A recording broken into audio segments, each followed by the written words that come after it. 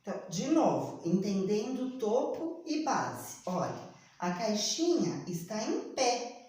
Se ela está em pé, a base dela é a que fica onde ela fica amparada, para ela poder se manter em pé. Então, ela está sobre uma mesinha aqui, uma mesinha. Então, aqui é a base, é como se fosse a raiz de uma árvore, fica no chão, certo? Então, a base fica no chão, vamos pensar assim. O topo é a parte de cima. No paralelepípedo, o que acontece? Essa caixinha representa um paralelepípedo, certo? Então, ela tem a base retangular e o topo retangular do mesmo tamanho que a base. Então, só aqui nós já temos um par de retângulos do mesmo tamanho. Vamos observar aqui. O que acontece aqui? Nós temos aqui a largura da caixinha. Eu tenho aqui um retângulo do mesmo tamanho que o outro lado da caixinha, certo? Então, eu tenho mais um par de retângulos do mesmo tamanho. Então, já são 2 pares. E eu tenho aqui a frente e tenho a parte de trás. Então, eu tenho aqui do mesmo tamanho mais 2 retângulos. Ou seja, mais um par de retângulos do mesmo tamanho. Percebem? Para explicar melhor aqui, ali está desenhado, mas eu cortei aqui para vocês perceberem. Olha, eu tenho aqui 1, 2, 3, 4 retângulos do mesmo tamanho. E tenho 1, 2 retângulos diferentes destes tamanhos de retângulos, mas igual. Este é igual a este. Quando eu vou fechar, imaginar essa caixinha fechada, olha o que vai acontecer. Ela vai ficar igualzinha à caixinha de leite. Igualzinha não, mais ou menos, né? Vocês estão entendendo? Olha só, percebe? Vai dobrar e eu vou ter aqui os pares de retângulos iguais. Então, este retângulo que seria, vamos imaginar o topo, igualzinho, mesmo tamanho da base. Ok, até aqui? E daí, eu tenho aqui um cubo. Esse cubo de papel fechadinho, os quadrados, as faces são do mesmo tamanho, as faces dos polígonos que compõem o cubo são do mesmo tamanho. Então, eu tenho aqui um cubo e que, se eu imaginar, aquilo que eu falei para vocês, não parece que ele é metade de um paralelepípedo? Se esse quadrado fosse um pouquinho menor e o cubo fosse um pouquinho só menor, seria exatamente a metade deste paralelepípedo.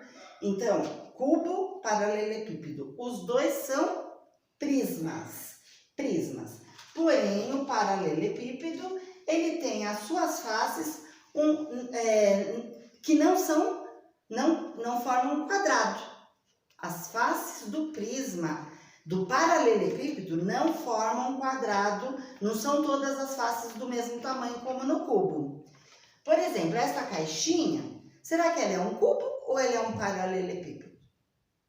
Quem pensou que é um paralelepípedo acertou, porque eu tenho aqui retângulo, retângulo, retângulo, retângulo. Eu tenho a base quadrada e o topo quadrado. Ou seja, as faces são de tamanhos diferentes, porque eu tenho aqui dois tipos de polígonos. Eu tenho quadrado e eu tenho retângulo. E juntos eles formaram um poliedro, que é uma figura tridimensional que eu já expliquei, que eu consigo ver as faces, certo? Eu consigo ver a altura, largura, eu consigo ver profundidade, né? Que essa caixinha tem uma tampinha, que nem aqueles filmes que aparecem em 3D no cinema. Ó, vai perto de você, você consegue ver tudo. Não parece? Deu para entender um pouquinho? Até aí está bem claro? Então, nós podemos imaginar que as características de um paralelepípedo, elas são duas. Então, primeiro, o paralelepípedo, olhem aqui na imagem, tanto o paralelepípedo quanto o cubo, eles não têm nenhuma parte arredondada.